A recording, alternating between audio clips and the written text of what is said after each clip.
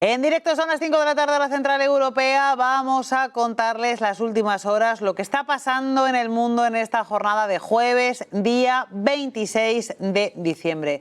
Y empezamos contándoles pues esa noticia sobre Azerbaiyán y la posibilidad de que se haya derribado un vuelo de Azerbaiyán Airlines en Kazajstán.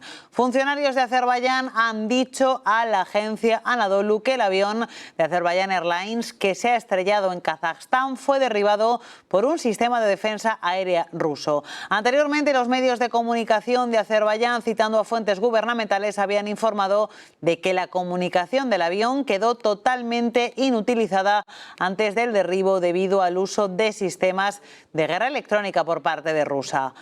Para la parte azerbaiyana, la situación es absolutamente evidente. Nadie afirma que se haya hecho a propósito. Sin embargo, teniendo en cuenta los hechos probados, Bakú espera que la parte rusa reconozca el derribo del avión azerbaiyano y lleve a cabo una investigación exhaustiva que dé como resultado el procesamiento de todos los responsables, han dicho las fuentes del gobierno de Azerbaiyán. Recordemos que el miércoles las autoridades azerbaiyanas confirmaron que 38 pasajeros perdieron la vida en el accidente, mientras que los 29 restantes fueron rescatados y hospitalizados en Kazajstán.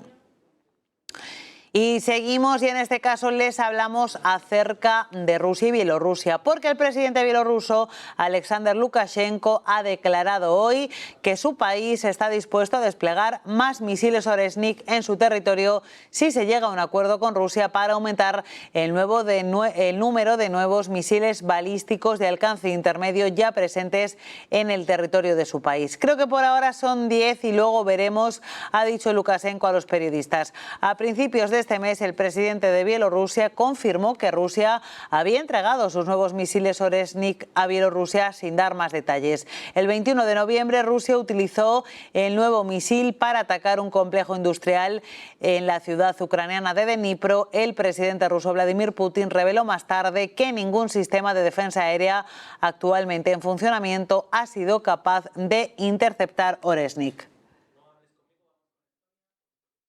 Y seguimos contándoles ahora otra información. Nos vamos a ir enseguida a las noticias de última hora, pero les contamos también que las fuerzas de defensa de Israel han confirmado en una publicación en X que han llevado a cabo ataques aéreos en zonas controladas por los hutíes en la costa occidental y en el interior de Yemen. Una información que ha ofrecido en los últimos minutos y que ha confirmado el propio primer ministro de Israel, Benjamin Netanyahu. Enseguida les vamos a ofrecer esas imágenes. Según el ejército, los ataques aéreos fueron aprobados por el jefe del Estado Mayor de Israel, el teniente general Herzi Halevi, el ministro de Defensa israelí, Israel Katz, y el primer ministro Benjamin Netanyahu. En su declaración, las FDI han afirmado que los hutíes dependen de la financiación iraní para dañar al Estado de Israel y a sus ciudadanos. Anteriormente se había informado de que los ataques aéreos de Israel tuvieron como objetivo el aeropuerto internacional de Saná. Vamos a ver las palabras del primer ministro de Israel, Benjamin Netanyahu, en los próximos minutos, confirmando ese extremo. Y continuamos con más asuntos. Les contamos también que el dólar estadounidense ha alcanzado niveles mínimos respecto al yen desde el mes de junio. Nos vamos en directo a la señal que nos llega desde Estonia para hablar de esa interceptación de un cable submarino que también ha afectado a Finlandia.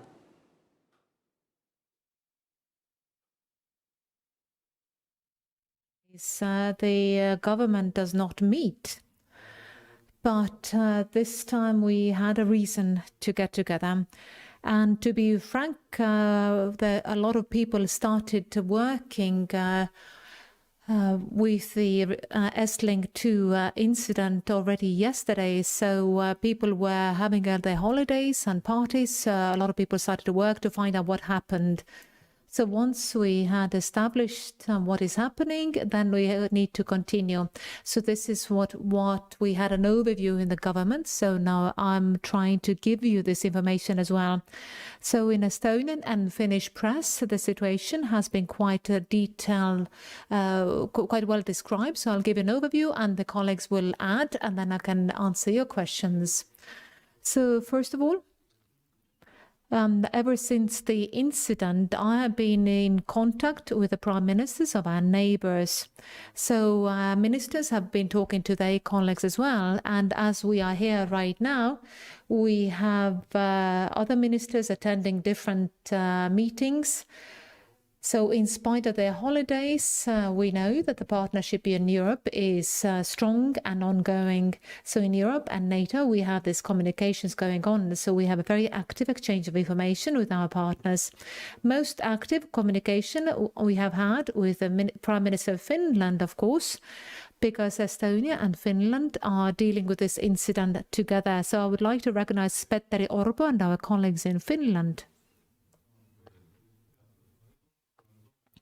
So I would like to recognize our Finnish colleagues for this quick operation. So we have some people speaking in the background since we have a lot of press present. So I would like to recognize our colleagues in Finland for their quick action. So this is the first time during these incidents where the guilty party, or let's say a suspect vessel, has been detained, and in order to carry out investigations, we have had first steps already taken. Finland has taken the lead in this investigation, as it has happened before, since it's on the Finnish side.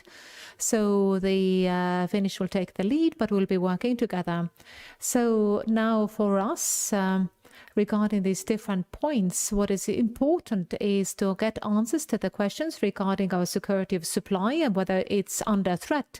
Then Elering and Eesti Energia companies have answered. They said the answer is no, because there are various reserve and backup power plants available. Elering has said that they are prepared for all the scenarios, and Eesti Energia has said that the same power plants which are in reserve right now are ready to operate once there is a need on the market. When you talk about communication services, we have our Minister of Justice and Digital Affairs, but we have communication services provided and guaranteed. There is no obstacles to the use of internet, and we have various connections which are duplicated. So for a regular user, there should be no issues whatsoever.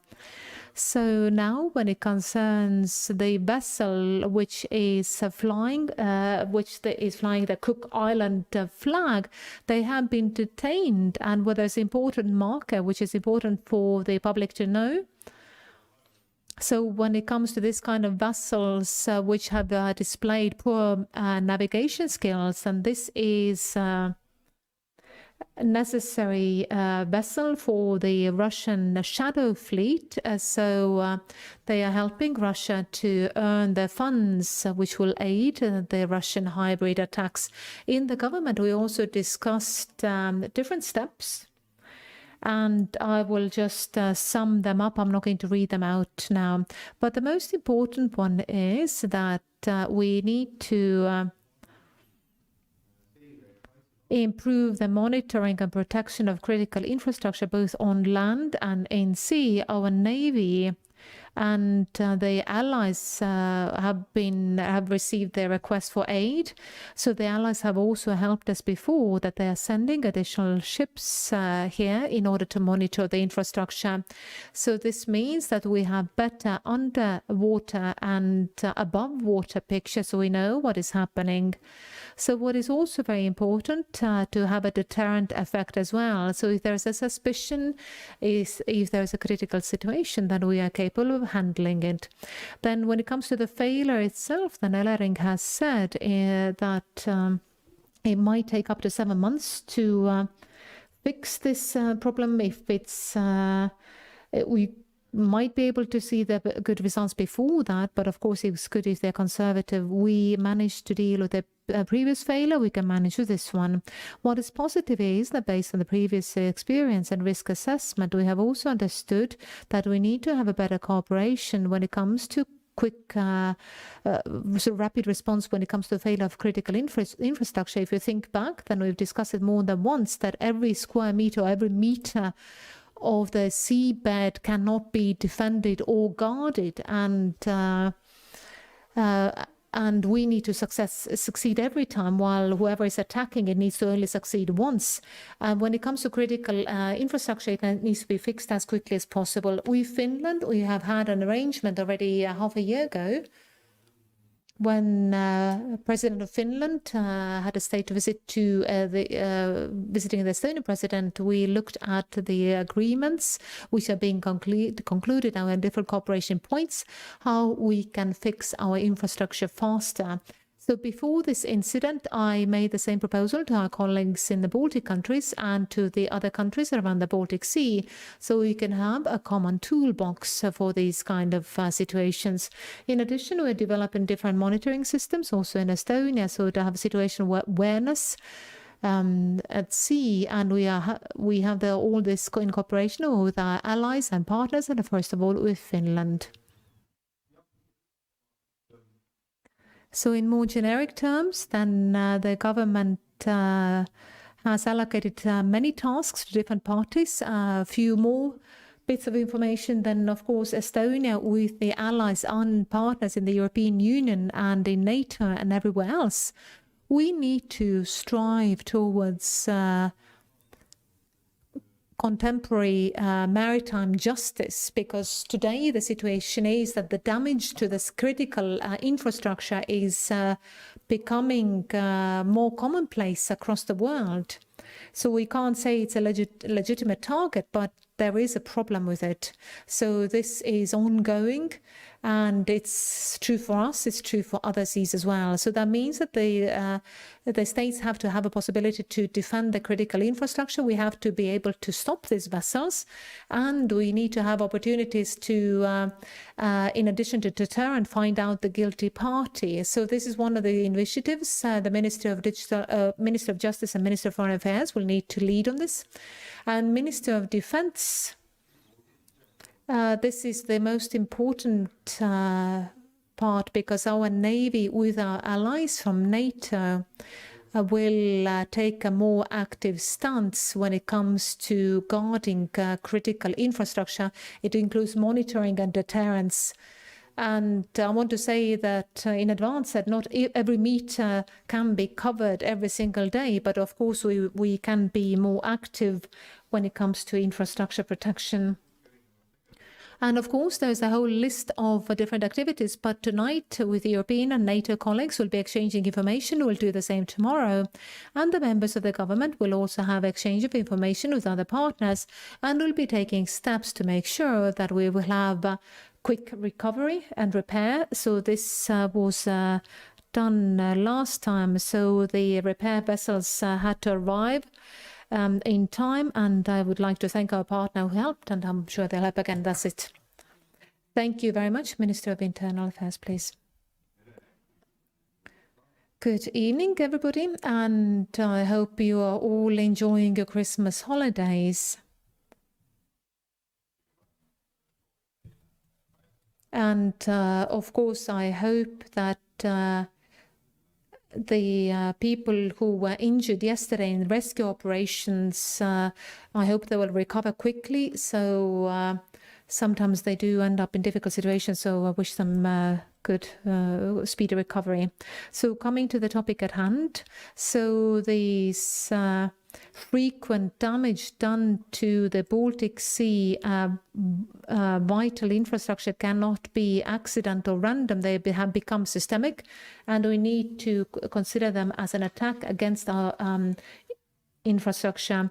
And the infrastructure underwater is vulnerable, as we have a lot of cooperation with Finland, also with other Baltic Sea countries, in order to protect the underwater infrastructure. As the Prime Minister said, we are talking to our allies and partners in order to coordinate international cooperation. I also communicated with the Finnish Minister of Interior, with whom we discussed how we can proceed with the criminal proceedings and what is the situation today, and how we would to continue. So as the vessel is in Finnish waters today, And the S-Link 2 cable damage took place on the Finnish side, then Finland is responsible for the investigation, and our security police is cooperating with Finland in order to carry out this investigation. And we have agreed that as the Finns have boarded this vessel already and they are investigating, then everything which has to do with the communication cables, then Finnish will take the lead here as well. And we'll be supporting them every way we can. Now, in addition to the underwater infrastructure, then looking at the current situation, then we have to look at the land infrastructure as well. If we talk about the energy infrastructure, and if you think about the events planned for February, where we are planning our decoupling from Russian grid, preparing for the synchronization of the Baltic grid with the continental European systems, then the preparations are underway. The Police and Border Guard Board have determined the list of critical sites and plans for protecting them. So right now, we'll be moving on faster than planned, but the specific plan now, what does it mean if an area is under protection? Then this information is not public, as we can all already figure. And when it comes to security point of view, then we have 3 important activities we can mention in order for us to solve the situations today, and that will be faster and better in reacting to these kind of incidents in the future. And first of all, we have to make sure that we can prevent. So first, restoration and protection, both in sea and on land. Second, reducing the number of shadow fleet vessels, regardless what the measures are. So we have discussed these topics with the different Baltic Sea countries, and this is where we need to take some steps. And third, creating possibilities and including legal opportunities to make sure that these kind of incidents will not take place again, and carry out with the proceedings faster than before, because international maritime law is providing us the framework, but this also concerns our vessels in other seas. But it will, of course, concern the security for the Baltic Sea countries, economic security, and our operating capabilities. So we have to find solutions, as it was necessary when we had the migration attacks, because migration attack was a new thing. We didn't really know how to react to that, but now this is something which we are handling. That's it from me. Thank you. Thank you very much. Now the Minister of Justice and Digital Affairs. Thank you very much. I hope everybody's having good holidays. Now it is our task to make sure that the communications function.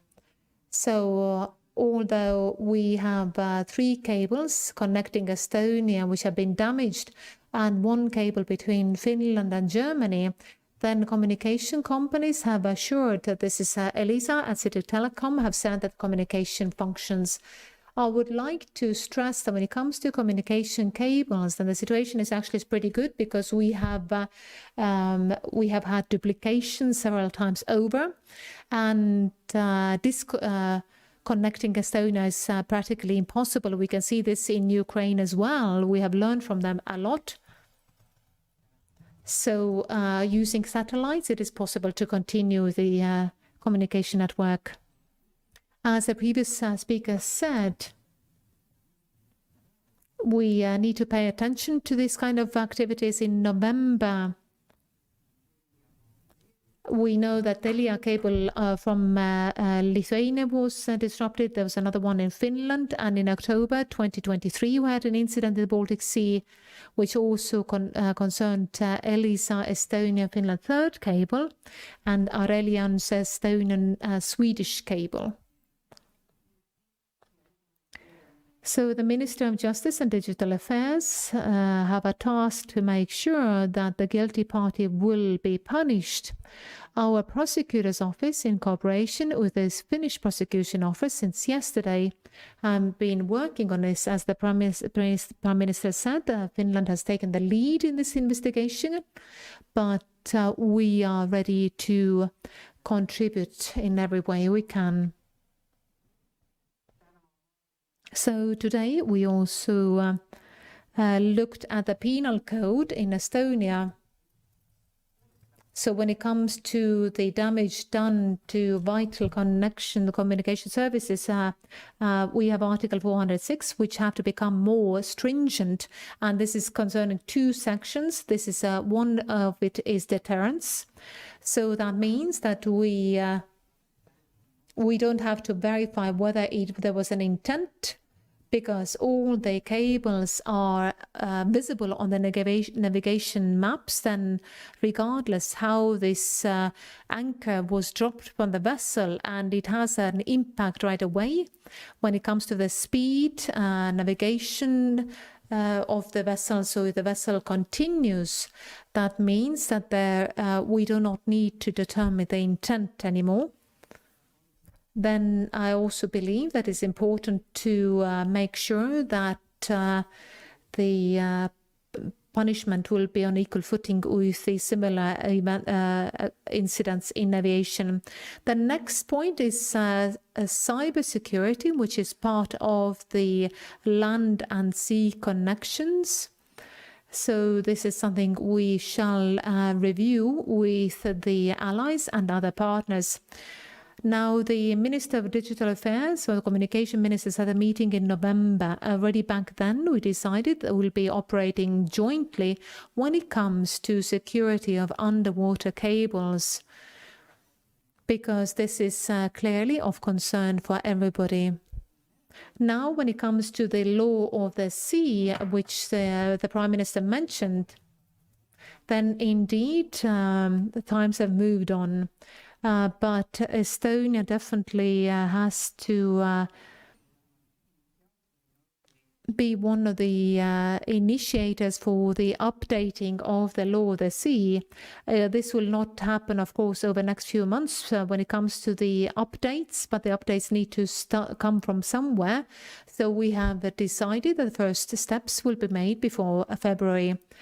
So clarifying the law of the sea, that means that we'll be looking at the details to make sure that we are able to protect a vital infrastructure, because this is something which has not been of concern before, but it has to be clarified also in the legislation.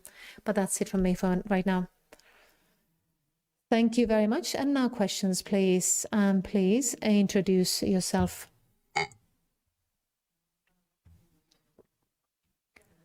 Channel 2. Urmas Paet from the Prime Minister's party has been very critical when it comes to Russia and China, saying that Russia and China are testing what does the European Union and the NATO will do regarding this damage. So because so far the EU and the NATO have really not done anything. So how would you comment that? Thank you. I would say that this is indeed the first time when a suspect vessel has been detained, because investigation is ongoing in Finland. So Finland is working on this. So this is how it can be done also in the future.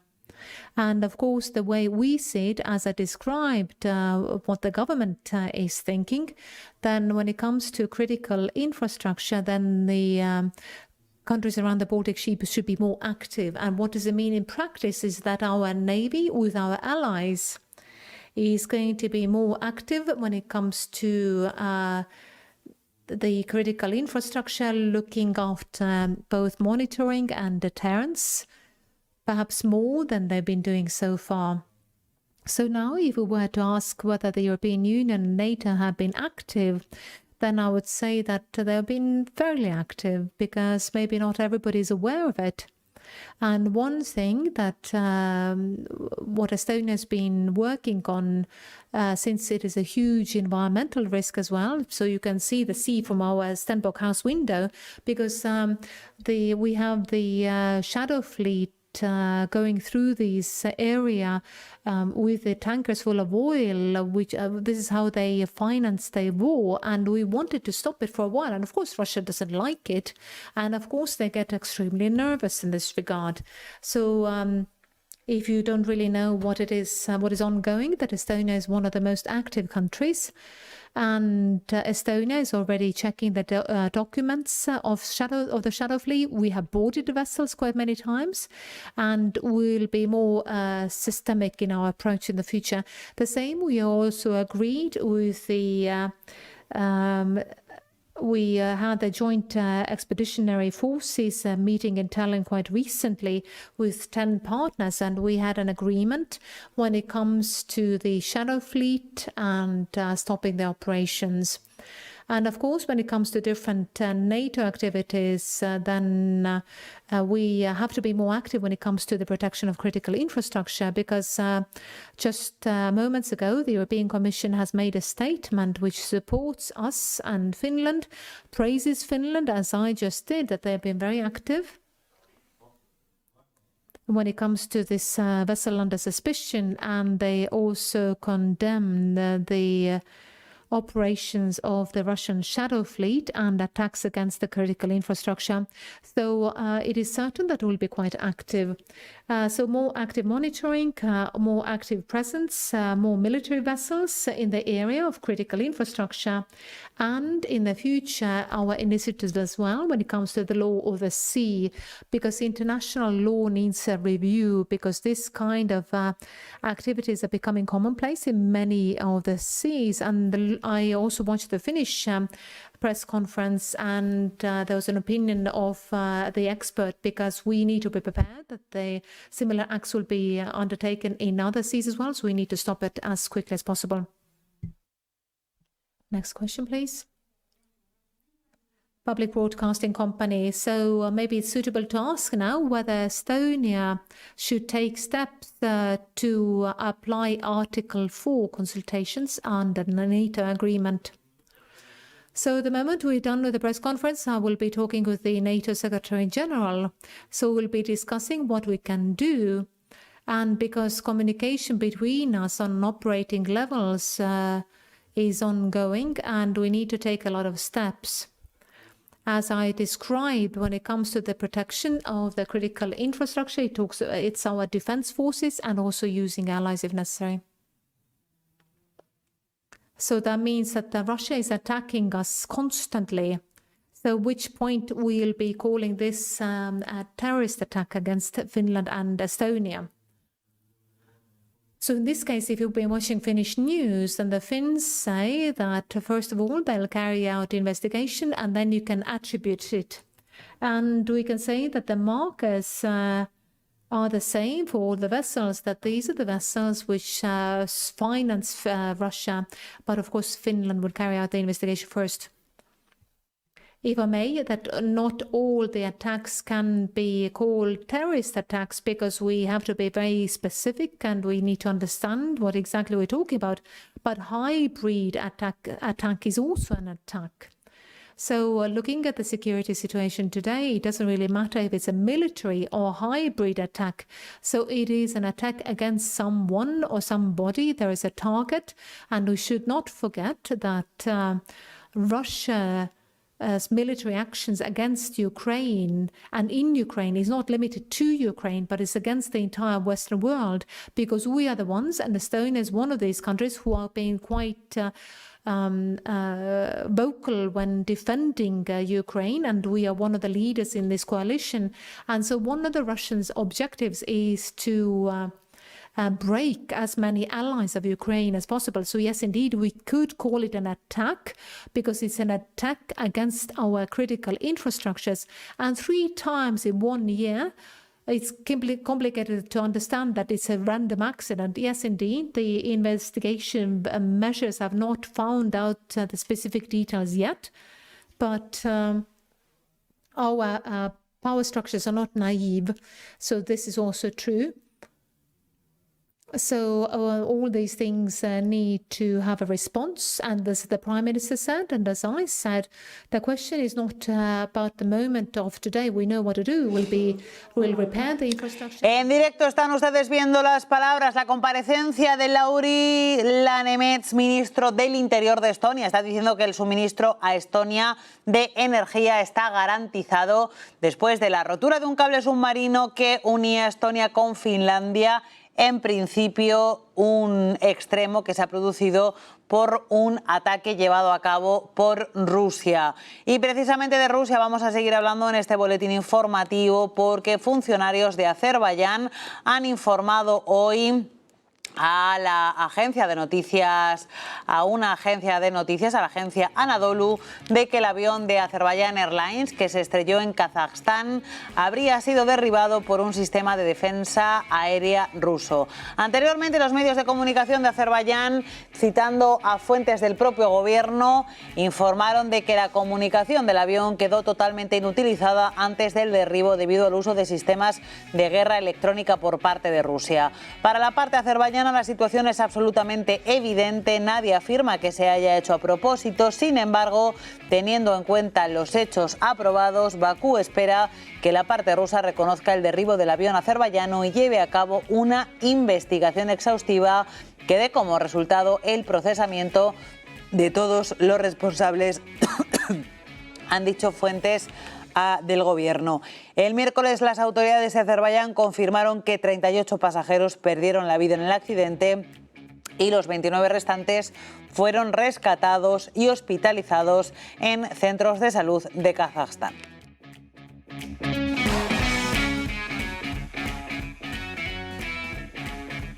Y les contamos que el presidente de Bielorrusia, Alexander Lukashenko, ha declarado que su país está dispuesto a desplegar más misiles Oregnik en su territorio si se llega a un acuerdo con Rusia para aumentar el número de nuevos misiles balísticos de alcance intermedio ya presentes en el territorio de su país. Creo que por ahora, ha dicho Lukashenko, son 10 y luego veremos, ha dicho en declaraciones a periodistas antes de entrar al Foro Económico Eurasia. A principios de este mes, Lukashenko confirmaba que Rusia entregó sus nuevos misiles Oregnik a Bielorrusia sin dar más detalles. El 21 de noviembre, Rusia utilizó el nuevo misil para atacar un complejo industrial en la ciudad ucraniana de Dnipro. El presidente Vladimir Putin reveló más tarde que actualmente ningún sistema de defensa aérea en funcionamiento es capaz de interceptar los misiles de alcance intermedio Oregnik.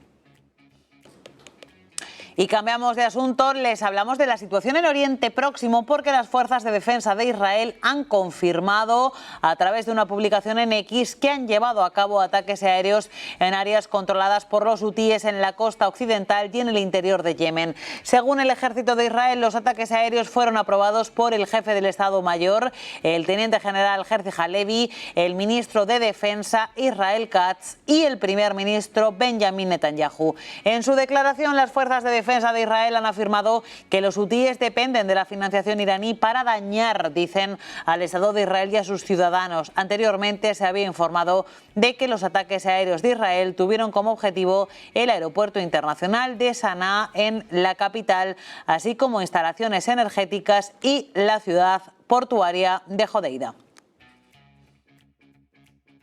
Y continuamos y les hablamos ahora en clave económica, en clave de mercados, porque el dólar estadounidense ha alcanzado en la jornada de hoy su nivel más alto frente al yen japonés desde mediados de julio, después de que los últimos datos laborales revelaran que las solicitudes de subsidio por desempleo crecieron en 46.000 hasta el 1.910.000. El aumento del desempleo puede indicar una posible debilidad del mercado laboral, pero los datos podrían reflejar una fluctuación temporal que parece impulsar al dólar. Mientras tanto, Japón ha rebajado su estimación de crecimiento económico para 2024, fijándola en el 0,4% frente a la anterior previsión del 0,7%. El dólar ha subido un 0,37% frente al yen japonés.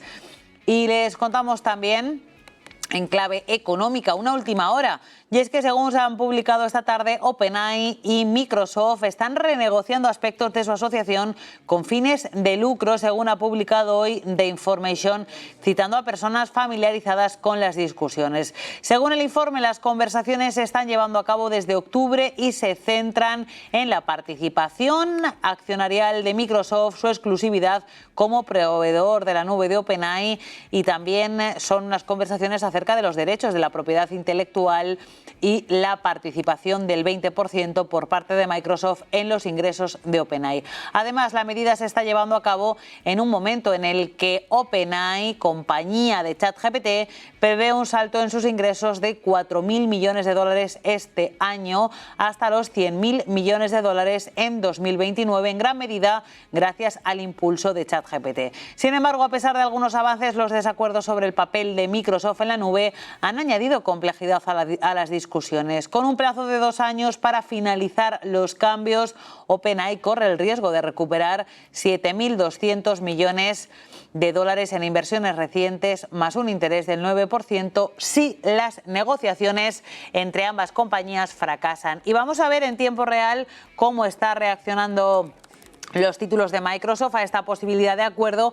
Pues apenas sin ningún tipo de reacción. Tenemos a Microsoft prácticamente plano en los 439 dólares con 15 centavos. En una jornada en la que vemos indefinición en todos los índices de renta variable de Estados Unidos, que acusan la falta de negociación propia de las fechas navideñas y también el hecho de que en Europa no haya habido negociación hoy por la celebración del Boxing Day. Si miramos pantallas, vemos índices en tiempo real, vemos cómo Dow Jones ya ha conseguido darse la vuelta e irse al verde, aunque cotiza plano, con avances mínimos del 0,03% y 43.309 dólares.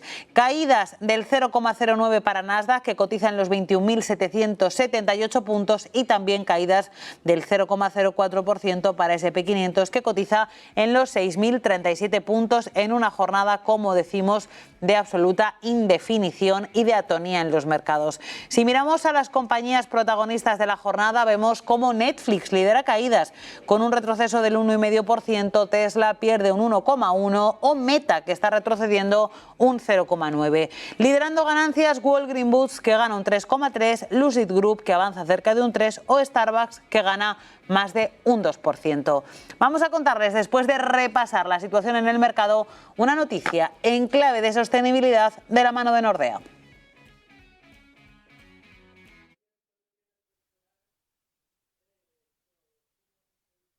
Nordea Asset Management le ofrece la noticia ESG del día. Y les contamos que en 2025 el turismo estará marcado por la sostenibilidad y la inteligencia artificial. Los viajeros priorizarán reducir su impacto ambiental y buscarán experiencias personalizadas. La IA optimizará recursos y minimizará desperdicios, mientras que el bienestar y el turismo ganarán relevancia. La economía de la experiencia desplazará el consumo material. Las empresas adaptarán servicios a un viajero más consciente, exigiendo formación avanzada en el sector. Escuelas como Legosh lideran la respuesta a esta unión entre sostenibilidad, turismo e inteligencia artificial, con programas personalizados y especializados. Nordea Asset Management le ha ofrecido la noticia ESG del día. Pausa publicitaria y en los Nordea próximos Asset minutos Management seguimos actualizando la situación geopolítica, la situación económica aquí en Negocios Televisión. En directo, cuando son las 5:51 hora central europea, nos vamos a ir al foro de la Unión Económica Euroasiática, en la que está participando el presidente ruso Vladimir Putin. Ha dicho que esta organización es vital en el orden global multipolar en evolución, pero es que también se está refiriendo ahora mismo en la rueda de prensa posterior al acto a la guerra entre Rusia y Ucrania. Dice que Rusia quiere poner fin al conflicto, así que vamos a escucharlo ahora mismo. Саммит, ЕАЭС и с большой повесткой дня. Скажите, какие бы итоги этих 2 дней вы бы отметили? Вы знаете, дело не в итогах 2 дней, дело в итогах года. И итоги года есть показатели неофициальные, никто с ними не спорит, это объективные данные. У нас существенный рост товарооборота, несмотря на рецессию у многих наших традиционных ранее партнеров. В еврозоне, вы знаете, 1% роста, а в Беларуси 5,4, 5,5% по результатам года. В России мы тоже в целом довольны результатами. 3,9, скорее всего, будет под 4. Но в Беларуси 5,5. Это хороший результат. В Армении, скажем, еще больше. А объем товарооборота между Россией и Арменией в 2 раза по сравнению с прошлым годом вырос. В 2 раза. И будет составлять где-то по итогам года больше 10 миллиардов долларов. И так почти, практически со всеми странами. Вот результат. А что касается работы последних 2 дней, то можно сказать коротко. Мы стали ближе друг к другу. Да, пожалуйста. Добрый вечер, Павел Зарубин, телеканал «Россия». Все больше мы слышим заявлений и рассуждений из-за рубежа и от политологов, и от официальных лиц о том, что конфликт на Украине может быть завершен уже в следующем году. И все гадают, каким образом. А в команде Трампа и рассуждают... У нас так говорят в народе, да? Вашими бы устами да мед пить. Вот мы тоже стремимся к завершению конфликта. А в команде Трампа и говорят, и прямо заявляют, что конфликт может быть заморожен при условии гарантированной отсрочки от вступления Украины в НАТО на 10-20 лет. Как вам такая формула? А кто так говорит? В администрации Трампа есть и рассуждения со ссылкой на спецпосланника по украинскому кризису по этому поводу. Я не знаю, что сейчас говорят в формирующейся команде избранного президента Соединенных Штатов. Я знаю, что мне об этом говорил, это не тайна никакая. Еще в 2021 году действующий пока президент Байден, он мне предложил именно это. Отсрочить принятие Украины в НАТО на 10-15 лет, потому что она сейчас не готова. На что я резонно ответил, да, она не готова сегодня. Но вы ее подготовите и примете. С точки зрения исторических, так сказать, расстояний и сроков, это одно мгновение. Для нас какая разница? Сегодня, завтра или через 10 лет? И в этом смысле я не знаком с этими высказываниями будущей команды избранного президента. Но если это так, то какая разница между действующей администрацией и теми предложениями, о которых вы только что сказали? Разницы никакой. Я не знаю, как будет дальше развиваться эта ситуация, каковы будут установки от избранного президента своим коллегам в администрации. Посмотрим. Да, пожалуйста. Да, пожалуйста, Андрей. Владимир Владимирович, скажите, вы до конца года еще ожидаете чего-то для себя и, главное, так сказать, от себя? Вопрос туманный. Что значит от себя? Андрей, не очень понимаю, что значит от себя. Например, от себя ничего такого особенного не ожидаю. Может быть, я считаю себя человеком предсказуемым, уравновешенным, действующим по плану. Да, план этот всех моих действий, правительства, у нас администрации, Центрального банка, мы между собой согласовываем все наши шаги и действуем вполне стабильно и предсказуемо.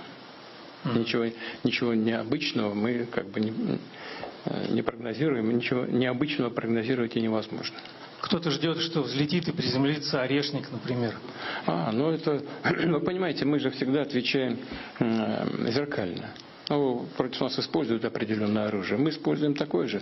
Но, послушайте, они применили 5-7 систем Атакамс. Вы слышали, что сказано было вчера или позавчера? Российская армия ответила комплексным ударом 240 или 220, что ли, один удар на высокоточном дальнобойном оружии. Если нужно будет, мы увидим, что требуется применение более мощного оружия средней дальности, мы, конечно, его используем. Но мы не спешим, у нас ведь это не секрет, да мы не скрываем. И я говорил, у нас пока немного этих систем Орешник. Они у нас есть. И не одна система. Но мы не спешим их применять, потому что это оружие мощное, оно предназначено для решения определенных задач. Мы начали серийное производство, сейчас произведем должное количество и нужное нам, разместим что-то на территории Беларуси. Мы действуем системно, но мы не исключаем возможности применения и сегодня, и завтра, если будет такая необходимость. Может быть, уже заключительно? Пожалуйста, пожалуйста. Владимир Владимирович, у нас заканчивается високосный год, и, как положено високосному году, он был тяжелый. Вот каким вы хотели бы видеть следующий год? Что для вас самое главное, если говорить о России, конечно? Самое главное – благополучие российского народа. Уровень жизни, стабильность, снижение. Вот в сфере экономики это стабилизация инфляции, чтобы у нас не было никаких витков, скачков, чтобы у нас продолжался экономический рост. Мы уже с коллегами обо всем договорились по поводу этого роста. Мы не планируем, что он будет таким же, как в этом году, под 4%. Как это ни странно прозвучит, с учетом реалий макроэкономического характера, нам такой рост пока и не нужен. Хотя, конечно, чем больше, тем лучше, казалось бы. Но это все должно происходить в рамках соблюдения макроэкономических параметров. Иначе наступают какие-то перекосы в экономике, что в конечном итоге в игру, при игре в долгую может нанести нам ущерб. Поэтому у нас предложения и планы, они сбалансированными являются. У нас сбалансированная макроэкономическая политика. Рассчитываем на дальнейший рост доходов населения. Разумеется, исходим из того, что будем решать все задачи специальной военной операции. Это вообще задача номер один. Будем поддерживать ребят наших, которые... Вот мы с вами разговариваем, они сражаются. Вы знаете, что мне... Сейчас не буду говорить о деталях, о конкретных участках фронта, но я когда интересуюсь, а я делаю это каждый день, днем и ночью. Это в прямом смысле этого слова.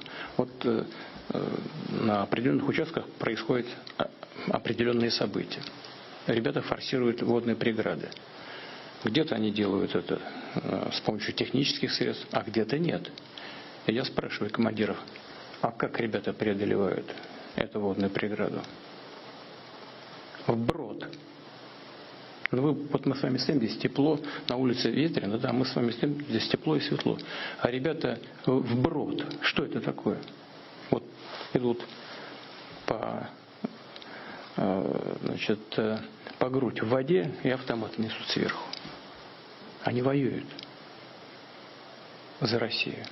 Мы исходим из того, что мы будем добиваться успехов на линии соприкосновения боевого и будем добиваться тех успехов, решения тех задач в сфере экономики. Она база всего, и решение социальных вопросов, вопросов военной безопасности, безопасности в самом широком смысле этого слова, что мы будем двигаться в соответствии с намеченными планами. У меня есть основания полагать, что все так и будет. Пожалуйста, сейчас, ладно? Спасибо. Ольга Матвеева, радиостанция «Маяк» и Вести ФМ. Жители Курской области, которые пострадали от обстрелов ВСУ, они сейчас начали получать жилищные сертификаты. Их они могут использовать для того, чтобы либо отремонтировать пострадавшее жилье, либо купить другое жилье в разных регионах России. В Белгородской области там немного другой подход, точнее сказать, совсем другой подход.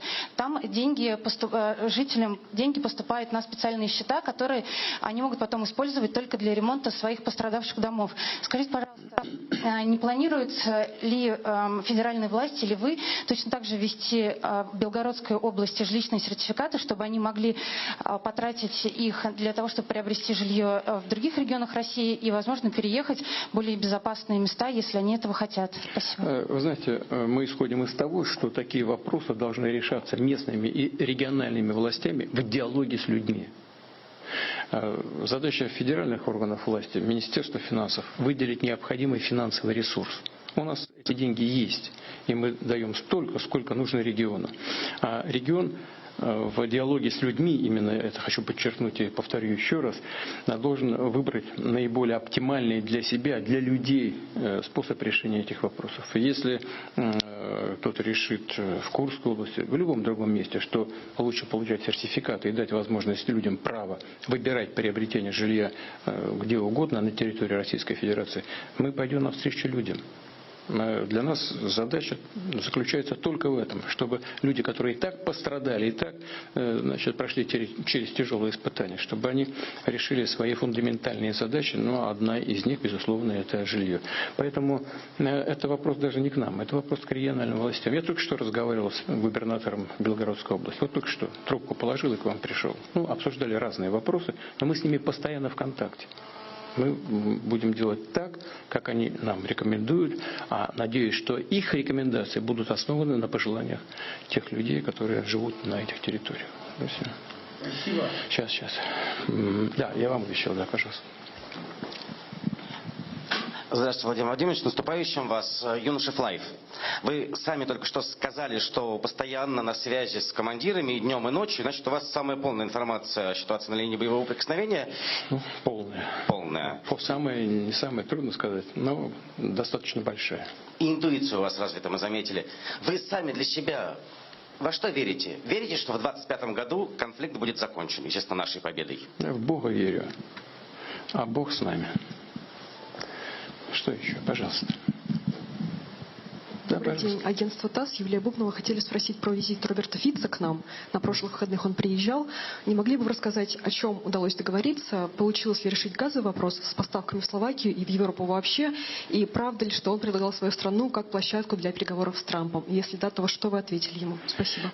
Вы знаете, мы, как правило, же не выкладываем на публику то, о чем мы говорим, если не согласовываем сообщать прессе то, о чем мы договариваемся. Я думаю, что на меня господин Фиц не обидится. Да, действительно, он сказал, что если переговоры будут по мирному урегулированию, а хочу подчеркнуть, что господин Фиц, я не знаю, у него там могут быть какие-то перепалки с действующим украинским руководством, еще с кем-то в Евросоюзе, как-то у них там чего-то не все складывается с точки зрения взаимопонимания. Но он-то как раз прежде всего и главным образом говорил о мирном урегулировании на украинском направлении.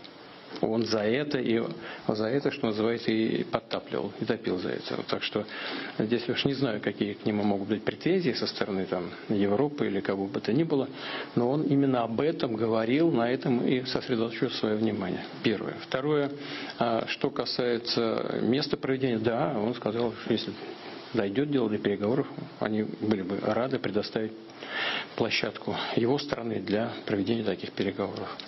Да, мы не против, если до этого дойдет. Почему нет?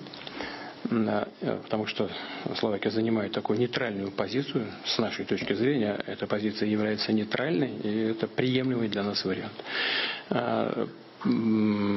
По поводу договоренности в сфере энергетики, мы всегда выступали за поставки, всегда выступали за деполитизацию вопросов экономического характера.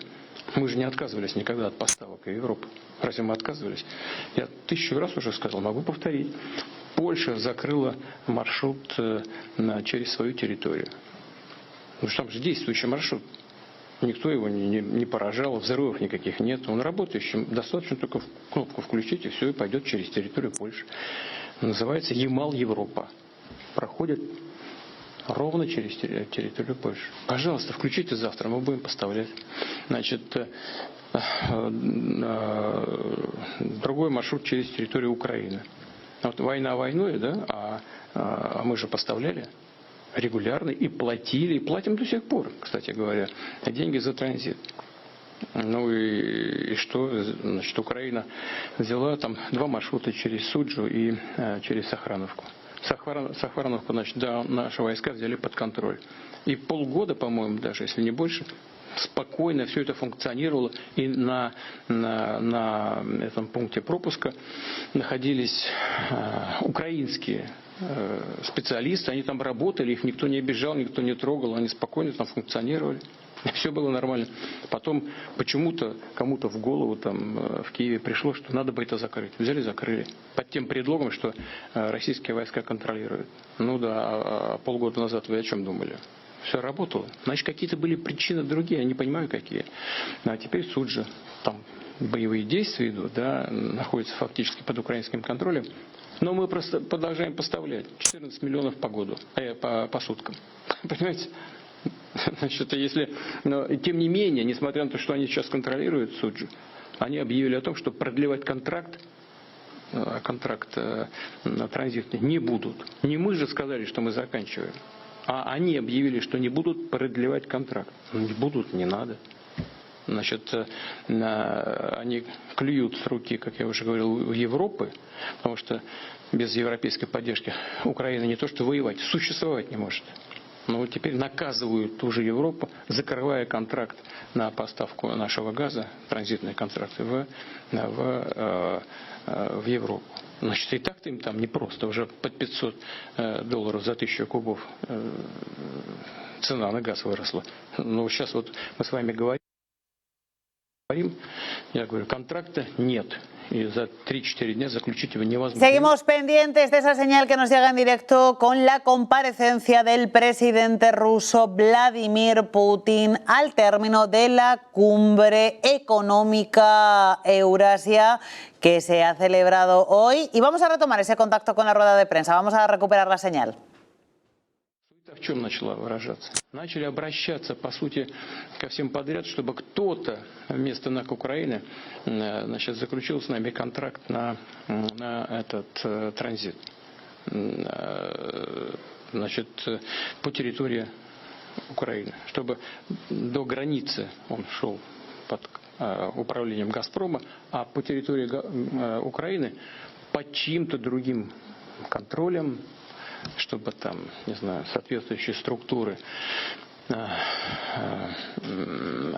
Венгрии, Словакии, Турции, Азербайджана заключили контракт на транзит через территорию Украины. А на границе Украины и Европа, чтобы опять там «Газпром» со своими партнерами разбирался. Проблема в том, что у «Газпрома» контракты длительные до 35-го, до 49-го годов. И для того, чтобы изменить ситуацию, связанную с транзитом, надо вскрывать эти контракты. Это сложная процедура очень. Трудно разрешимая, неразрешимая, во-первых. А во-вторых, есть еще одна вещь, я вам так подробно говорю, чтобы не было спекуляций. Пускай все знают, о чем речь. Значит, они закрыли нам, Украина закрыла нам один из маршрутов через территорию Украины, поставок в Европу, через Сохрановку. Закрыли все. А у нас контракт с ними ship or pay. Транзитируй или плати. Они закрыли, а потом предъявили нам иск в суде с требованием оплатить то, что не шло транзитом через Украину. На вопрос «Газпрома», вы чего, с ума сошли, что ли? Вы же закрыли этот транзит. Ну, мы закрыли, а вы платите нам все равно деньги. Ну, бред какой-то. Теперь, когда говорят, пускай третья страна транзитирует по нашей территории, а иск из арбитражного суда забирать не хотят. Что получится? Получится, что мы с вами, вот мы с вами и еще сотня с лишним, 150 миллионов человек, российских граждан, будут поставлять газ в европейскую страну любую, а по решению арбитражного суда в безакцептном порядке, так называемом, эти деньги будут сниматься, к нам не будут поступать, а будут поступать в Украину в счет погашения иска Украины к «Газпрому». Ну, бред. Мы же не можем. Мы сказали, мы будем поставлять.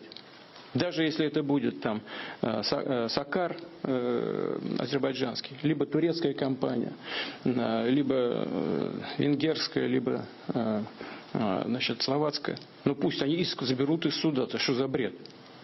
Сказали, нет, забирать не будем. Ну, тогда пожалуйте бриться. Живите без нашего газа. Надо завершать. Давайте, вот с красный галстук, он такой предновогодний. Спасибо. Владимир Владимирович, Николай Иванов, «Известия». Служба внешней разведки в начале недели сообщила о том, что... Не пугайте нас, мы и так смирные, что... СВР сообщил о том, что Молдавия может стать новой горячей точкой на карте. МИД накануне сказал, что будет попытка расшатать ситуацию в Белоруссии. Естественно, с помощью Запада. Может быть, наивный вопрос. А что нужно сделать, чтобы прекратились эти попытки поджигать наши границы? Быть сильными. С Новым годом. Всего хорошего. До свидания. Esa comparecencia, esa rueda de prensa que ha ofrecido el presidente de Rusia, Vladimir Putin, tras la cumbre europea, la cumbre económica euroasiática, en la que le han preguntado los diferentes periodistas acerca de esas conversaciones con Estados Unidos para la guerra en Ucrania. Dice que sí que está en conversaciones con Donald Trump, pero que lógicamente pues no se pueden hacer públicos los detalles de esas conversaciones con Trump, pero que sobre la mesa hay una solución pacífica para Ucrania. Y lo que ha dicho, ha acusado directamente a Zelensky y a Ucrania de estar saboteando a Europa. Concretamente ha dicho que Ucrania castiga a Europa cerrando el tránsito de gas ruso hacia el continente europeo. Ha dicho que una alternativa podría ser Polonia y que esta es tan sencillo como pulsar un botón para permitir que sea Polonia el país del tránsito del gas ruso desde Rusia hacia Europa. Son algunos de los titulares. Ha dicho que quiere una paz respecto al conflicto lo antes posible, que está sobre la mesa, que la economía de Rusia lógicamente pues saldría reforzada de una situación de paz y que espera que eso suceda lo antes posible. Esa es la rueda de prensa del presidente ruso que les hemos ofrecido aquí en directo en Negocios Televisión. Vamos con una pausa publicitaria y a la vuelta actualizamos toda la información en nuestro noticiero. 6:19 hora central europea, muy pendientes de esa última hora que nos llega desde Rusia, de esas palabras pronunciadas por el presidente Vladimir Putin, quien dice que está en conversaciones con Donald Trump sobre ese proceso de paz en la guerra entre Rusia y Ucrania. También acusa directamente a Ucrania de estar castigando a Europa por no permitir la entrada de gas ruso en el viejo continente. Ahora les vamos a contar más en detalle ese asunto, pero también tenemos otros temas que queremos actualizar con ustedes, así que vamos a empezar por la situación en Oriente Próximo y ese último ataque que ha llevado a cabo Israel sobre territorio yemení. Y es que las fuerzas de defensa de Israel han confirmado durante la jornada de hoy, han confirmado ese ataque sobre territorio yemení, que ataque aéreo en áreas controladas por los hutíes en la costa occidental y en el interior de Yemen. Según el ejército, los ataques aéreos han sido aprobados por el jefe del Estado Mayor, el teniente general Herzi Halevi, por el ministro de Defensa Israel Katz y por el primer ministro Benjamin Netanyahu. En su declaración, las FDI han afirmado que los hutíes dependen de la financiación iraní para dañar al Estado de Israel y a sus ciudadanos. Anteriormente se informó de que esos ataques aéreos israelíes tuvieron como objetivo el aeropuerto internacional de Saná en la capital, así como instalaciones energéticas y la ciudad portuaria de Jodeida. Y en este sentido les contamos que se ha pronunciado el propio primer ministro Benjamin Netanyahu. Ha lanzado un mensaje en el que ha dicho que esta noche se encenderá una segunda vela por Hanukkah. Dice que nos encontramos ante una nueva guerra, en este caso con los hutíes. Ha confirmado que la Fuerza Aérea ha atacado objetivos de los hutíes en Yemen, tanto en la costa como en la capital yemení, en Saná. Dice Benjamin Netanyahu que Israel está decidido a acabar con este brazo aliado del eje del mal de Irán. Dice literalmente Netanyahu que persistirá en este objetivo hasta completar la tarea. También se ha referido al ataque sobre Yemen el ministro de Defensa de Israel, Israel Katz. אנחנו מדליקים הערב נר שני של חנוכה. אנחנו נמצאים במלחמת התקומה, דור המכבים של ימינו. ולפני שעה קלה חיל האוויר תקף מטרות של ארגון הטרור החותי בתימן, גם בקו החוף וגם בצנע. אנחנו נחושים לגדוע את זרוע הטרור הזה של ציר הרשע של איראן. אנחנו נתמיד בזה עד שנשלים את המלאכה. ראינו כרגע פעולה מדויקת של חיל האוויר הישראלי, תוך פגיעה ביעדים אסטרטגיים חותיים בתימן, בשדה תעופה, בנמל. וכמו שאמרנו, מי שפוגע בישראל, אנחנו נפגע בו. גם נצוד את כל מנהיגי החות'ים, נפגע בהם כפי שעשינו במקומות אחרים. אף אחד לא יוכל להתחמק מידה ארוכה של ישראל, נפגע בהם על מנת להסיר איומים על מדינת ישראל. Y les contamos precisamente en relación a este ataque llevado a cabo por parte de Israel sobre territorio yemení, que el director general de la Organización Mundial de la Salud, Tedros Adhanom Ghebreyesus, ha confirmado que se encuentra bien después de que Israel bombardeara el aeropuerto de Sanaa, la capital de Yemen, cuando él se encontraba en este aeropuerto. Los ataques ocurrieron cuando el director de la organización y su equipo se preparaban para abordar un vuelo. Tendremos que esperar a que se reparen los daños en el aeropuerto antes de poder partir, ha dicho el jefe de la OMS en un comunicado que se ha publicado a través de la red social X. Ha revelado que un miembro de la tripulación resultó herido y que al menos 2 personas habrían muerto en el ataque. Un ataque aéreo, añadió, que ha causado daños importantes en la torre de control del tráfico aéreo y en la pista. El jefe de la Organización Mundial de la Salud y su equipo estaban en Yemen para negociar la liberación del personal de Naciones Unidas y para evaluar la situación humanitaria del país. Y precisamente en relación a esto, el balance global de ese ataque israelí sobre Yemen es que 4 personas han muerto y 16 han resultado heridas en los diferentes ataques aéreos israelíes en zonas controladas por los hutíes de Yemen, según ha publicado el canal de noticias Al Masirah vinculado a los hutíes. El ataque aéreo de Israel contra el aeropuerto internacional de Sanaa en la capital ha causado la muerte de 2 personas, una tercera víctima murió y otras 3 personas fueron declaradas desaparecidas cuando las fuerzas israelíes atacaron la ciudad portuaria de Hodeida en el oeste de Yemen. Anteriormente, las fuerzas de defensa de Israel confirmaron los ataques aéreos en Yemen y el primer ministro Benjamin Netanyahu, lo hemos visto, ha prometido que Israel continuaría atacando a los hutíes, a quienes se ha referido como brazo armado de Irán. Y continuamos hablando precisamente de Irán, porque el presidente iraní Masoud Pezeshkian ha anunciado que tiene previsto visitar la capital rusa, Moscú, el próximo día 17 de enero, según el embajador de Irán en Rusia.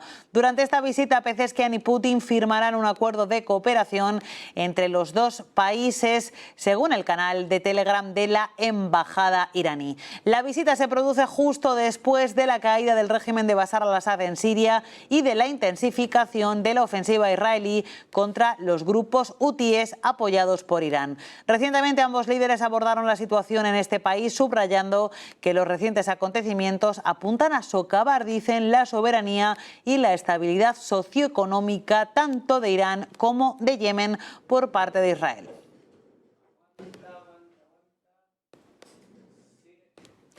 Y continuamos hablándoles ahora de Rusia porque se lo hemos contado hace unos minutos. Última hora, el presidente de Rusia, Vladimir Putin, ha dado una rueda de prensa posterior a la cumbre económica Eurasia en la que ha hablado acerca de la guerra en Ucrania. Dice que espera que se resuelva el conflicto en el año que va a entrar. Dice que está en contacto con el presidente electo de Estados Unidos, Donald Trump, pero que no pueden hacer públicos los términos de los asuntos que han hablado sobre esos acuerdos. También dice que está sobre la mesa la idea de celebrar conversaciones, aunque la ciudad no ha sido elegida todavía, y ha dicho que se ha puesto sobre la mesa una solución pacífica en Ucrania. También ha dicho el presidente de Rusia que Kiev y Zelensky están castigando a Europa con la negación del gas ruso y ha insistido que una alternativa para la intermediación gasística entre Europa y Rusia puede ser, en este caso, Polonia. Y de Rusia nos vamos a Bielorrusia porque el presidente bielorruso Alexander Lukashenko ha dicho hoy que su país está dispuesto a desplegar más misiles Oresnik en su territorio si se llega a un acuerdo con Rusia para aumentar el número de nuevos misiles balísticos de alcance intermedio ya presentes en el territorio con su país. Dice que cree que por ahora son 10 y que luego se verá, ha dicho Lukashenko a los periodistas. A principios de este mes, el presidente de Bielorrusia confirmaba que que Rusia le entregó sus nuevos misiles Oresnik sin dar más detalles. El 21 de noviembre recordemos que Rusia utilizó ese nuevo misil por primera vez para atacar un complejo industrial en la ciudad ucraniana de Dnipro. El presidente de Rusia, Vladimir Putin, reveló más tarde que ningún sistema de defensa aérea actualmente en funcionamiento ha sido capaz de interceptarlo. Y precisamente de Oresnik ha hablado también Putin en esta rueda de prensa de hace unos minutos, diciendo que sin concretar el número de misiles que tienen el número suficiente de estas armas de alcance intermedio, dice, para defenderse de Ucrania.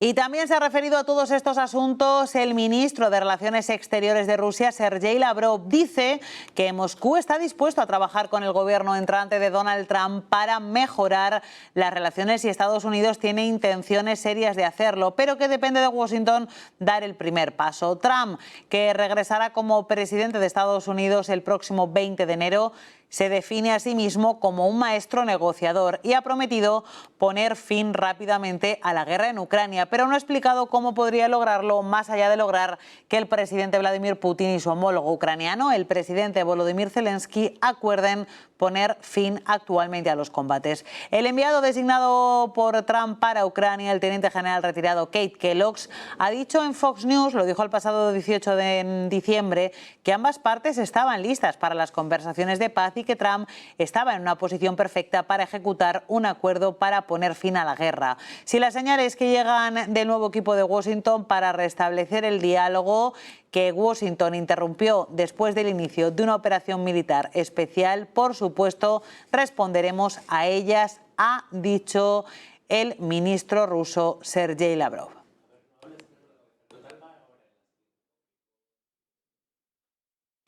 Y en cuanto al horizonte de negociaciones y de poner fin al conflicto en Ucrania, Lavrov ha dicho que Rusia no ve sentido a un cese del fuego débil para congelar la guerra. Lo que quiere Moscú, decía, es un acuerdo legalmente vinculante para una paz duradera que garantice la seguridad tanto de Rusia como de sus vecinos. Subrayaba que una tregua es un camino que no lleva a ninguna parte, que se necesitan acuerdos jurídicos definitivos que fijen todas las condiciones para garantizar la seguridad de Rusia y, por supuesto, los legítimos intereses de seguridad de sus países vecinos.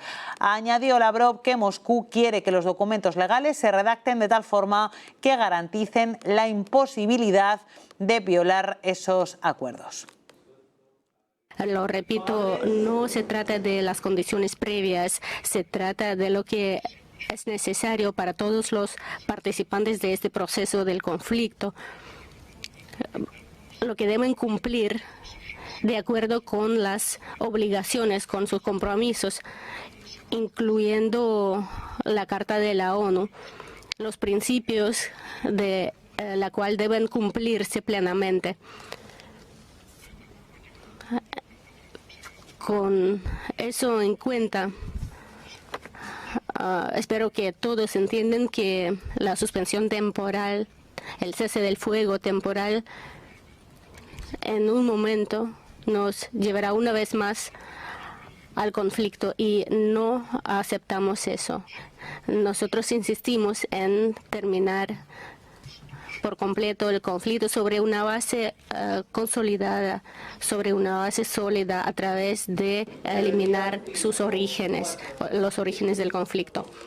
Estoy convencido que Sergei Lavrov también ha revelado que Francia utilizó canales informales para establecer una línea de diálogo sobre el conflicto de Ucrania, eludiendo la intervención de Kiev. Según Sergei Lavrov, Francia se ha puesto en contacto varias veces con Rusia a través de canales confidenciales, ofreciendo establecer un diálogo sobre Ucrania sin involucrar al presidente Zelensky, según ha dicho Sergei Lavrov. Por ejemplo, nuestros homólogos franceses se han puesto en contacto con nosotros varias veces a través de canales privados, proponiendo ayudar y facilitar el diálogo sobre la cuestión ucraniana. Curiosamente, estas propuestas a menudo excluían a la propia Ucrania, aparentemente contradiciendo el principio tantas veces repetido por Occidente, según el cual nada sobre Ucrania debería decidirse sin Ucrania. Foreign policy representative has recently stated after his stepping down that the West has not been able to isolate Russia. Now he's not bound by the official obligations, and the EU promised to protect Kyiv for as long as it took, but nothing is endless. And he also said that China has substituted Europe and G7 in a trade with Russia, but that dawned on him not during the last week, but everybody was aware of that, had been aware of that even before. The Western sanctions are damaging and detrimental to the population of those countries that apply the sanctions in the Y una última información en clave Rusia, y es que la Agencia Federal Rusa del Transporte Aéreo ha anunciado durante esta mañana que los 4 aeropuertos de Moscú, también el de la ciudad de Kaluga, están cerrados temporalmente para garantizar la seguridad de los vuelos de aviones civiles. Se han introducido restricciones temporales en el funcionamiento de los aeropuertos principales de Ucrania y el de Kaluga. Los aeropuertos no aceptan ni envían vuelos temporalmente. Las tripulaciones de los aviones, los controladores aéreos y los servicios aeroportuarios están tomando todas las medidas necesarias para garantizar la seguridad de los vuelos. Una seguridad de los vuelos que es el principal objetivo que persigue, dice Rusia. Una situación de suspensión de operaciones aéreas que tendría que ver con la situación meteorológica. Y les contamos también que fuentes de Azerbaiyán han dicho que el avión de Azerbaiyán Airlines que se ha estrellado en Kazajstán fue derribado por un sistema de defensa aérea ruso. Los medios de comunicación de Azerbaiyán, citando a fuentes gubernamentales, informaron de que la comunicación del avión quedó totalmente inutilizada antes del derribo debido al uso de sistemas de guerra electrónicos por parte de Rusia. Según Azerbaiyán, la situación es absolutamente evidente.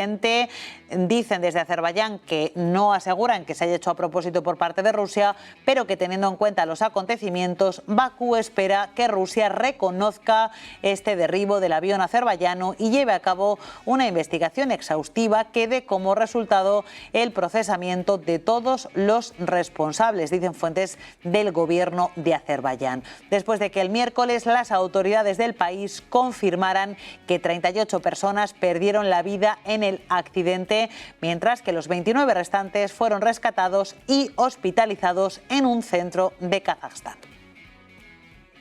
Y vamos ya con noticias en clave económica y financiera. Primero les hablamos del dólar estadounidense, que ha alcanzado hoy su nivel más alto frente al yen japonés desde mediados de julio, después de que los últimos datos laborales revelaran que las solicitudes de subsidio por desempleo han crecido en 46.000 hasta el 1.910.000. El crecimiento del desempleo puede indicar una posible debilidad del mercado laboral, pero los datos podrían reflejar una fluctuación temporal que parece impulsar al dólar. Mientras tanto, Japón rebaja su estimación de crecimiento económico para 2024, fijándola en el 0,4% frente a una previsión anterior del 0,7%. El dólar subió un 0,37 frente al yen japonés, vendiéndose a, como decimos, su nivel más bajo desde julio. Y les seguimos contando también una noticia en clave empresarial. OpenAI y Microsoft están renegociando aspectos de su asociación con fines de lucro, según ha publicado hoy The Information. Según el informe, las conversaciones se están llevando a cabo desde octubre y se centran en la participación accionaria de Microsoft, su exclusividad como proveedor de la nube de OpenAI, los derechos de propiedad intelectual y una participación del 20% en los ingresos de OpenAI. Además, la medida se está llevando a cabo en un momento en el que OpenAI prevé un salto en los ingresos de 4.000 millones de dólares este año a los 100.000 millones de dólares en 2029, gracias en gran medida a ChatGPT. Sin embargo, a pesar de los últimos avances, los desacuerdos sobre el papel de Microsoft en la nube han añadido complejidad a las discusiones. Con un plazo de 2 años para finalizar los cambios, OpenAI corre el riesgo de recuperar 7.200 millones en inversiones recientes, más un interés del 9% si las negociaciones fracasan. Y vamos con una última noticia. Las acciones de Toyota están subiendo en la bolsa de Nueva York, se disparan después de informes sobre los objetivos de la compañía en cuanto a rendimiento sobre el capital. El medio japonés Nikkei ha citado a un ejecutivo de Toyota diciendo que el fabricante de automóviles planea que su ROE alcance el 20% aproximadamente para 2030. La cifra es mucho más alta en comparación con las expectativas del mercado, que son del 11% para el año fiscal que finaliza en marzo de 2025. Vamos a ver cómo están las acciones de la compañía de Toyota en tiempo real en el Nikkei. Y vemos cómo en tiempo real los títulos de la compañía se disparan más de un 8%, un 8,6% hasta los $197,04. Nissan ha cerrado hoy también en el mercado japonés con subidas superiores al 6,5%. Y ya que estamos mirando mercados, pues vamos a contarle en tiempo real cómo están cotizando los principales índices de la renta variable de Estados Unidos, que se han dado la vuelta al verde. Han empezado la sesión con caídas moderadas del entorno del 20%, ahora avanzan, aunque lo hacen de forma muy débil. Tenemos al Dow Jones de Industriales cotizando con una revalorización del 0,09% en los 43.333 puntos, a Nasdaq avanzando un mínimo 0,03%, cotizando en los 21.803 puntos, y al S&P 500 que avanza un 0,05 y cotiza en los 6.042 puntos. Tiempo real de los índices de renta variable estadounidenses en una jornada en la que los índices europeos pues no han abierto o han permanecido cerrados como consecuencia de la celebración del Boxing Day. Después de hacer el repaso a la actualidad internacional y a la actualidad de los mercados, vamos con nuestra entrevista. Luis Garbía, director del Máster de Riesgos en ICADE de Riesgos Financieros. Bienvenido. ¿Qué tal, Alma? Buenas tardes. Luis, vamos a hablar un poco en clave de geopolítica. Hemos tenido rueda de prensa de Vladimir Putin hace unos minutos y bueno, se ha referido un poco a las conversaciones con Donald Trump. Ha dicho que evidentemente hay conversaciones, pero que no se pueden dar detalles sobre lo que se está hablando, que se está buscando una ciudad en la que reunirse y demás. Todo después de que el enviado de Trump para Rusia, Keith Kellogg, condenara el ataque ruso en Navidad y lo llamara brutal. Te quiero preguntar, ¿crees que las conversaciones entre Putin y Trump, casi sin empezar, se están complicando? ¿O al final son globos sonda que se lanzan de una parte y de otra y no tenemos forma de saber qué está pasando realmente? Alma, no tenemos forma de saber qué está pasando realmente, pero yo tengo la sensación, y hablo por sensaciones, de que todo el pescado está ya vendido, de que estas conversaciones ya han comenzado mucho antes del 5 de noviembre, antes de las elecciones en Estados Unidos, y que lo que estamos viendo es un poco de opereta, un teatrillo, hasta el 20 de enero, fecha en la cual Trump será presidente de Estados Unidos. Me resulta curioso, por un lado, cómo tanto lo que dice Putin por un lado como lo que dice Trump por otro está absolutamente consensuado. Trump ha llegado a decir que es un excelente negociador y que el conflicto se iba a acabar. Pero en cuanto rascamos un poquito, en cuanto le preguntamos a Trump en qué consisten esas negociaciones, no sabe realmente ni de lo que está negociando, porque si hay algo que ha demostrado Trump es ser un hombre de negocios, las cosas claras, y probablemente en su cabeza el conflicto de Rusia se haya resuelto ya con un pacto, con un apretón de manos, cuando la realidad es, como bien dice Lavrov, que estos conflictos, si se resuelven, tiene que quedar resuelto de forma clara, de forma nítida, y con el futuro de ambas partes resuelto. En este caso, si es Rusia y Estados Unidos los que están sentados, por el lado de Estados Unidos, Trump dice eso de nos vamos a salir de la OTAN y todo esto. A Rusia le da igual cómo acabe Estados Unidos. Lo que sí que Rusia quiere es que de cara a la ONU y de cara a la comunidad internacional su salida del conflicto sea totalmente limpia. Alma. ¿Va a producir una salida limpia? Pues al final una salida limpia para Rusia es tener cuidado con la OTAN. Yo me quedo, pensando en Rusia, me quedo toda la salida al mar, todo lo que es la cuenca del río Don, el Donbass, me lo quedo. Ya tenemos la península de Crimea y al final yo no creo que los intereses rusos prácticos en el corto plazo vayan mucho más allá de esta salida del mar. Ucrania tiene que dar esa parte del terreno por perdida. Ucrania tiene o debería de dar la guerra por perdida porque ya la ha perdido de forma efectiva desde el 5 de noviembre y en ese sentido Biden, que ya no se le ve Biden autorizó el lanzamiento de misiles y lo que hemos estado viendo estas Navidades es la respuesta de Rusia a aquel ataque. Una respuesta, como ha calificado el señor Kellogg, absolutamente salvaje, pero es que, Alma, en guerra todo es salvaje. En guerra todo es salvaje y te quería preguntar qué opinas, qué te parece lo que ha dicho esta mañana Sergei Lavrov de que Francia ha puesto sobre la mesa que haya una serie de negociaciones sin la participación de Ucrania. ¿Está jugando Occidente a un doble rasero en este tema o no? A ver, aquí esto tiene muchas capas de complejidad. Estados Unidos y Rusia llevan hablando por detrás, desde, como antes he comentado, desde antes del 5 de noviembre. Con esto, Rusia lo que ha hecho es poner una vez más en evidencia a Macron. Acordémonos una semana antes del conflicto, aquella mesa enorme en la que estaban sentados Putin y Macron, y cómo Macron le dijo a Putin, ni se te ocurra invadir Ucrania. Y Putin dijo, sí, sí, lo que tú digas, señor francés. Pues otra vez se han vuelto a reír de Francia. Hay algunos países en Europa, ha quedado demostrado con Olaf Scholz en Alemania. Yo creo que España es partícipe de ese problema, que tienen una absoluta falta de liderazgo.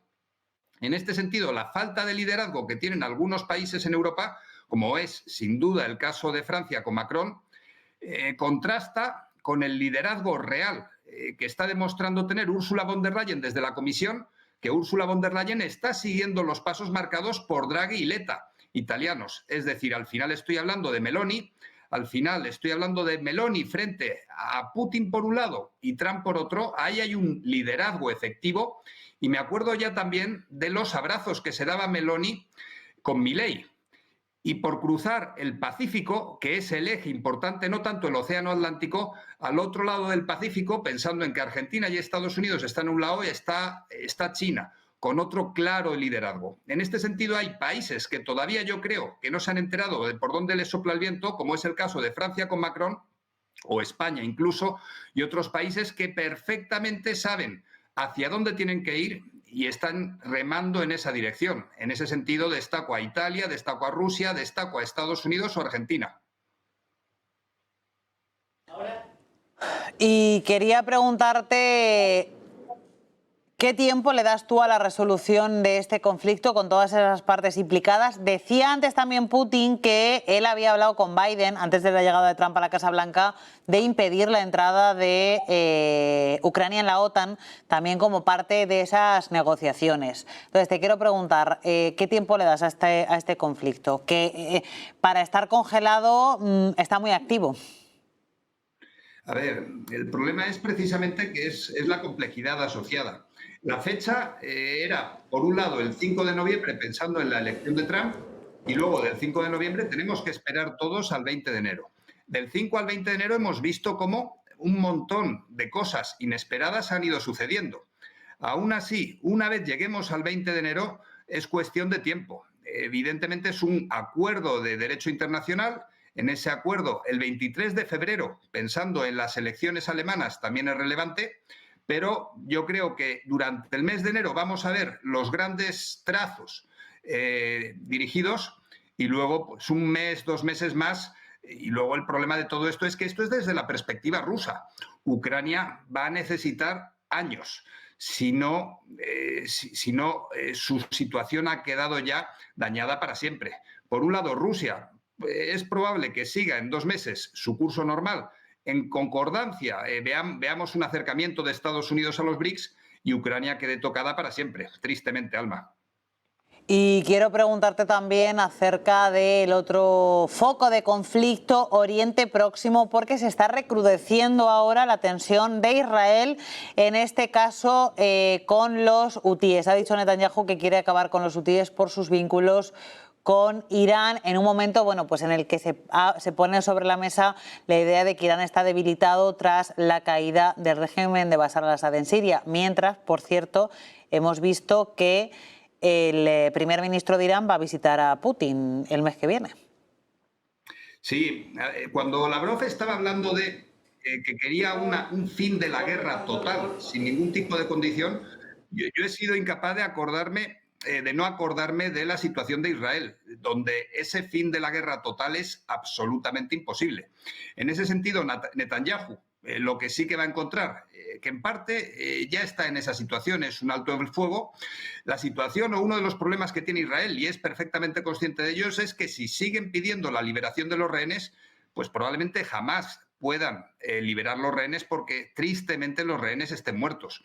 El problema es que Israel, igual que Rusia, es fuerte frente a una Ucrania absolutamente debilitada y a Ucrania les han pasado una apisonadora por encima. Desde el lado de Israel, Israel es fuerte, pero se está enfrentando con una hidra de 7, 8 cabezas, que ha quedado claro en los últimos meses cómo esa hidra de 7, 8 cabezas está bajo el control de Irán. Que Estados Unidos, en ese pacto doble con Ucrania, ha demostrado también cómo Irán está dispuesta digo Estados Unidos, desde Rusia, han demostrado cómo Irán está dispuesta a bajar la guerra, pero la situación en Oriente Medio es absolutamente compleja. En ese sentido, también los saudíes tienen mucho que decir. La situación entre Irán y los saudíes es conflictiva. Aparte, hay muchas etnias involucradas y mientras sí que en Ucrania vamos a ver un alto el fuego definitivo, vamos a ver un fin de la guerra, que es lo que está buscando Lavrov con sus declaraciones, un fin de la guerra total. En Oriente Medio, tristemente, ese fin del conflicto no llegaremos a verlo nunca, ya que es un conflicto que se inició en el 47, en el 48 con la fundación del Estado de Israel y probablemente no desaparezca hasta que uno de los 2 o de los 3 o de los 8 pueblos que están en conflicto desaparezca totalmente. Ojalá esté equivocado, Alma, pero evidentemente yo creo que el conflicto de Israel difícilmente lo veremos terminar. Sí, porque además a Estados Unidos no le interesa tanto como la resolución del conflicto entre Rusia y Ucrania, ¿no? A ver, a Estados Unidos le interesa lo que le interesa al presidente de Estados Unidos. En este caso teníamos un presidente que era Biden, que tenía una situación peculiar, le interesaba en su momento que el precio del petróleo subiera, le interesaba seguir exportando armas. Vimos cómo se originó el conflicto de Ucrania. Estados Unidos ya ha conseguido que en Europa aumentemos el presupuesto en defensa. Estados Unidos ha conseguido también que suba el precio del petróleo. Y el conflicto de Israel, por un lado, a Estados Unidos no le importa, sin duda, entrar en el negocio asociado con la reconstrucción de Ucrania. El petróleo ya está alto, ya estamos todos concienciados de lo importante que es exportar las armas. En cambio, el conflicto de Israel es un conflicto que es sempiterno. Al final, obedece más, por un lado, al papel que juegan los saudíes en la zona junto con los israelíes. Por otro lado, tenemos Irán, tenemos Siria, tenemos una situación de inestabilidad total que por mucho que Estados Unidos se esfuerce en controlar la zona, lo hemos visto con Afganistán, como en Kabul 2 semanas antes de que tuviera que abandonar Estados Unidos Afganistán, estaba Afganistán negociando con China, la otra parte de esta guerra fría en la que nos estamos moviendo. Por lo tanto, Estados Unidos sí que puede o tiene control directo sobre la OTAN y lo va a ejercer en el caso de Ucrania. La inestabilidad que tenemos en Oriente Medio depende ya mucho más de otros agentes y a Estados Unidos efectivamente, Alma, le queda un poquito fuera de su control.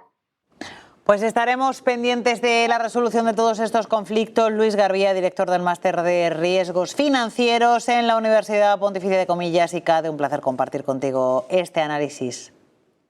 Placer compartido, Alma. Feliz Navidad y esperemos que el año 2025 nos traiga buenas noticias. Pues esperemos. Feliz Navidad. Luis, hasta pronto. Y así es como terminamos este noticiero. Vamos a hacer una pausa publicitaria y continuamos actualizando toda la información aquí en Negocios Televisión.